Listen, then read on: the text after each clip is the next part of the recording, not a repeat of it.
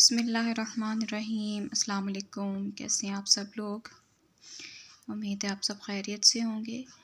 जी, तो आज हम अपने नेक्स्ट क्लास के साथ नेक्स्ट टॉपिक के साथ हाज़िर हैं। आज का हमारा टॉपिक एंडोप्लाज्मिक रेटिकुलम। टॉपिक का बाकायदा आगाज़ करने से पहले एक जनरल रिमाइंडर, वीडियो को पूरा देखिएगा। वीडियो अच्छी लगे, कुछ सीखने को मिले तो इसको लाइक और सब्सक्राइब ज़रूर कीजिएगा। जी, तो चलते हैं अपने टॉपिक की तरफ। जैसा कि आज का हमारा टॉपिक एंडोप्लाज्मिक रेटिकुलम है और हमारा जो चैप्टर चल रहा है क्लास 9th का चैप्टर नंबर 4, उसमें हम सेल के डिफरेंट ऑर्गेनल्स को डिस्कस कर रहे हैं। तो आज हम एंडोप्लाज्मिक रेटिकुलम को पढ़ेंगे। ये भी सेल के ऑर्गेनल्स में से ही एक ऑर्गेनल है। एंडोप्लाज्मिक रेटिकुलम अगर हम देखें तो एंडोप्लाज्मिक जो है दो वर्ड से मिलके बना हुआ है, एंडो और प्लाज्मिक। एंडो का मतलब होता है इनसाइड और प्लाज्मिक का मतलब होता है साइटोप्लाज्म। तो एंडोप्लाज्मिक मतलब इनसाइड द साइटोप्लाज्म और रेटिकुलम का मतलब होता है G network of channels, interconnected channels. तो एंडोप्लाज्मिक रेटिकुलम असल में ट्यूब्स का या चैनल्स का ऐसा नेटवर्क है, एक वेब है, एक जाल है जो कहाँ पे मौजूद होता है, साइटोप्लाज्म के अंदर। इसके नाम से ही आप समझ जाएंगे।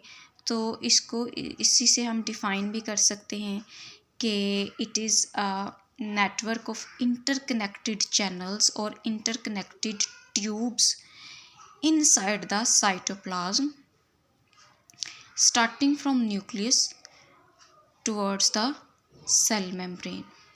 ये ऐसा जाल है, ऐसा नेटवर्क है ट्यूब्स का साइटोप्लाज्म के अंदर जो कि न्यूक्लियर मेम्ब्रेन से स्टार्ट होता है और पूरे साइटोप्लाज्म में बाहर सेल मेम्ब्रेन तक फैला हुआ होता है। और जैसे कि आपने पढ़ा था कि न्यूक्लियस जो है एक डबल मेम्ब्रेन बाउंडेड ऑर्गेनल है और इसकी जो बाहर वाली मेम्ब्रेन होती है इसमें छोटे छोटे से पोर्स मौजूद होते हैं। इन्हीं पोर्स के साथ ये नेटवर्क जो कनेक्टेड होता है और बाहर जो है सेल मेम्ब्रेन तक ये नेटवर्क फैला हुआ होता है। और इसको अगर मैं ये आप देख सकते हैं कि ये डिफरेंट ट्यूब्स हैं या चैनल्स हैं जो एक दूसरे के साथ इंटरकनेक्टेड हैं, एक दूसरे के साथ जुड़ी हुई हैं। अब अगर इसको यहाँ से मैं एक ट्यूब को निकाल के आपको दिखाऊं, सिंगल ट्यूब को, तो इस एक सिंगल ट्यूब को सिस्टर्नी कहा जाता है। और इस सिंगल ट्यूब के अंदर भी एक फ्लूइड, एक मटेरियल मौजूद होता है जो कि इस मेम्ब्रेन की वजह से जो इसके बाहर मौजूद है, जिससे ट्यूब बनी हुई है, साइटोप्लाज्म से अलहदा या सेपरेट रहता है। साइटोप्लाज्म इसमें मिक्सअप नहीं होता। तो ये साइटोप्लाज्म के अंदर ट्यूब्स का नेटवर्क है। एक ट्यूब को सिस्टर्नी कहेंगे और इन सिस्टर्नी के मिलने से पूरा ये एंडोप्लाज्मिक रेटिकुलम का नेटवर्क बनता है। अब बात करते हैं जी इसकी प्रेजेंस की। अब जैसे हम अभी डिस्कस कर रहे थे कि ये ट्यूब्स जो हैं वो मेम्ब्रेन की बनी हुई होती हैं, इनमें मेम्ब्रेन्स मौजूद होती हैं। तो मेम्ब्रेन बाउंडेड ऑर्गेनल्स जो हैं वो हम पहले भी पढ़ चुके हैं कि प्रोकैरियोट्स में नहीं होते, प्रोकैरियोटिक सेल्स में नहीं होते, ये सिर्फ़ और सिर्फ यूकैरियोटिक सेल्स में होंगे।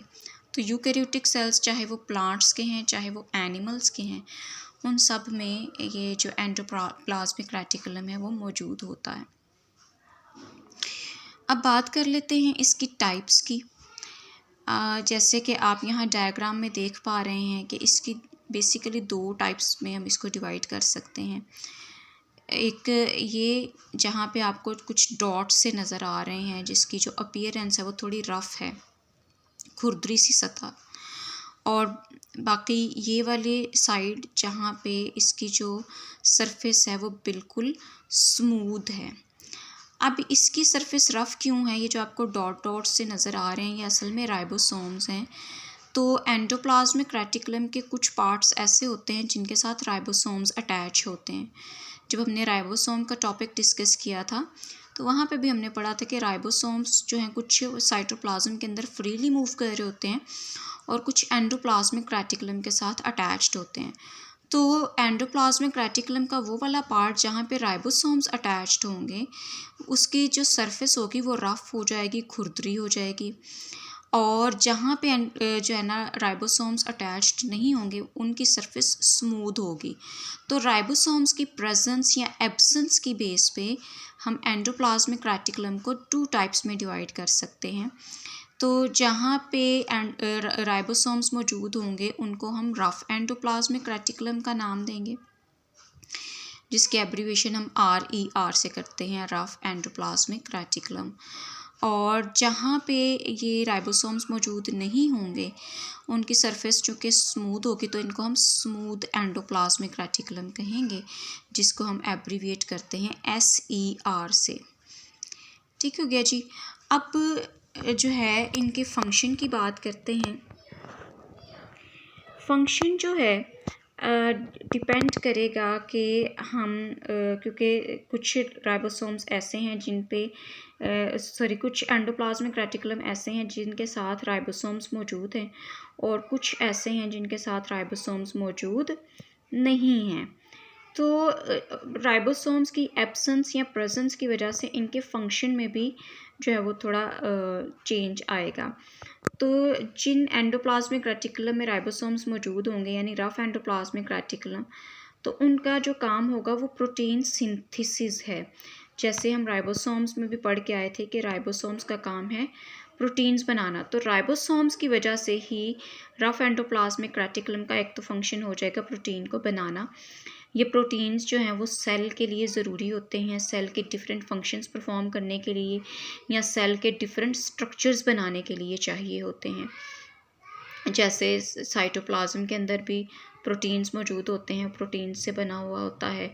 जैसे आपने सेल मेम्ब्रेन का स्ट्रक्चर पढ़ा था, उसमें भी कुछ प्रोटीन्स यूटिलाइज हो रहे थे। और भी काफ़ी सारे ऑर्गेनेल्स ऐसे हैं सेल के जिनमें प्रोटीन्स की ज़रूरत होती है, या और कुछ फंक्शंस परफॉर्म करने के लिए भी प्रोटीन्स की ज़रूरत होती है। तो ये प्रोटीन्स को बनाएंगे और प्रोटीन्स को ट्रांसपोर्ट भी करेंगे। जैसे अब ये प्रोटीन सिंथेसाइज तो हो गए, अब सेल के जिस पार्ट में ये प्रोटीन्स चाहिए होंगे, तो इन ट्यूब्स के ज़रिए से मूव करते हुए उस पार्ट तक पहुंच जाएंगे। सपोज़ करें जी, अगर उनको न्यूक्लियस में ज़रूरत है या सेल के अंदर ही किसी पार्ट में चाहिए, किसी ऑर्गेनेल्स को ये प्रोटीन्स चाहिए, तो ये एंडोप्लाज्मिक रेटिकुलम की ट्यूब्स में मूव करते हुए ये उस पार्ट तक, उस ऑर्गेनेल तक पहुंच जाएंगे। और अगर सेल से बाहर कहीं इनकी ज़रूरत होगी, तो इन्हीं ट्यूब से मूव करते हुए ये सेल मेम्ब्रेन तक पहुंचेंगे और सेल मेम्ब्रेन से बाहर दूसरे सेल की तरफ मूव कर जाएंगे। तो अब बात हम कर लेते हैं स्मूथ एंडोप्लाज्मिक रेटिकुलम के फंक्शन की। स्मूथ एंडोप्लाज्मिक रेटिकुलम का जो फंक्शन है उसमें काफ़ी सारे फंक्शन हैं, जिसमें से पहला जो है वो लिपिड मेटाबॉलिज्म है। लिपिड मेटाबॉलिज्म मतलब लिपिड्स को बनाना, लिपिड्स को सिंथेसाइज करना। जैसे कि जो है कोलेस्ट्रॉल जो है ये लिपिड की एक टाइप है, जैसे फॉस्फोलिपिड या ग्लाइकोलिपिड को बनाना। और ये जो लिपिड्स हैं ये भी सेल के डिफरेंट स्ट्रक्चर्स फॉर्म करने के लिए काम आते हैं। जैसे आपने सेल मेम्ब्रेन में पढ़ा था, लिपिड की बाइलेयर मौजूद थी उसके अंदर और लिपिड से ही बनी हुई थी। तो ये लिपिड जो है जैसे सेल के डिफरेंट स्ट्रक्चर्स, सेल मेम्ब्रेन वगैरह बनाने में इस्तेमाल हो जाएगी। और इसके अलावा लिपिड मेटाबॉलिज्म का मतलब ये है कि अगर कोई टाइम ऐसा आता है कि ग्लूकोज जो है वो प्रेजेंट नहीं है बॉडी में एनर्जी की ज़रूरत को पूरा करने के लिए, तो वहाँ पे ये स्मूथ एंडोप्लाज्मिक रेटिकुलम जो लिपिड सेल के अंदर मौजूद होंगी उनकी ब्रेक डाउन करेंगी और उस ब्रेक डाउन के ज़रिए से एनर्जी प्रोड्यूस होगी जो फिर बॉडी यूटिलाइज करेगी। तो लिपिड मेटाबॉलिज्म में दोनों चीज़ें आ जाती हैं, लिपिड्स को सिंथेसाइज करना ताकि सेल के डिफरेंट स्ट्रक्चर्स बनाने के लिए इस्तेमाल हो सके या डिफरेंट फंक्शंस परफॉर्म करने के लिए इस्तेमाल हो सके। और दूसरा, अगर कभी एनर्जी कम पड़े या ग्लूकोज कम पड़ा हो बॉडी में, तो वहाँ पे एनर्जी की रिक्वायरमेंट को पूरा करने के लिए सेल में मौजूद लिपिड्स की ब्रेक डाउन करना। दूसरे फंक्शन की बात करें तो इसमें डिटॉक्सिफिकेशन ऑफ हार्मफुल मटेरियल्स। जब लिपिड का मेटाबॉलिज्म होगा तो कुछ मटेरियल्स ऐसे प्रोड्यूस होंगे जो वेस्ट मटेरियल्स होंगे, जो हमारी बॉडी में स्टोर करें तो हमारी बॉडी को जो है ना वो हमारी बॉडी के लिए हार्मफुल हो सकते हैं। तो ऐसे मटेरियल्स को डिटॉक्सिफाई किया जाता है, यानी उसके जहरीलेपन को ख़त्म किया जाता है ताकि वो हमारी बॉडी को नुकसान ना पहुंचा सके। जैसे कि कुछ मटेरियल्स ऐसे होंगे जिसमें हाइड्रोक्सिल ग्रुप को ऐड कर दिया जाएगा, जैसे ही उन मॉलिक्यूल्स में हाइड्रोक्सिल ग्रुप को ऐड किया जाएगा तो वो वाटर सॉल्युबल बन जाएंगे। तो इस तरह से वो पानी के अंदर डिज़ोल्व होके हमारी बॉडी से एक्सक्रीट हो जाएंगे। तो इस तरीके से वो हार्मफुल मटेरियल्स को डिटॉक्सिफाई करना भी स्मूथ एंडोप्लाज्मिक रेटिकुलम का काम है। इसके अलावा जो थर्ड फंक्शन इनका आ जाएगा वो है ट्रांसपोर्ट ऑफ मटेरियल्स। जैसे हम पहले पढ़ के आए थे कि रफ एंडोप्लाज्मिक रेटिकुलम जो थे ये प्रोटीन्स को सिंथेसाइज करने के बाद सेल के जिस हिस्से में इन प्रोटीन्स की ज़रूरत होती है वहाँ तक इनको पहुँचा देते हैं। बिल्कुल इसी तरह सेल के अंदर जितने भी मटेरियल्स प्रोड्यूस हो रहे हैं, चाहे वो एंडोप्लाज्मिक रेटिकुलम में बन रहे हैं या सेल के किसी दूसरे पार्ट में, तो वो इन्हीं एंडोप्लाज्मिक रेटिकुलम के ट्यूब्स के थ्रू मूव करेंगे from one part of the cell to another और from one organelle of the cell to another organelle.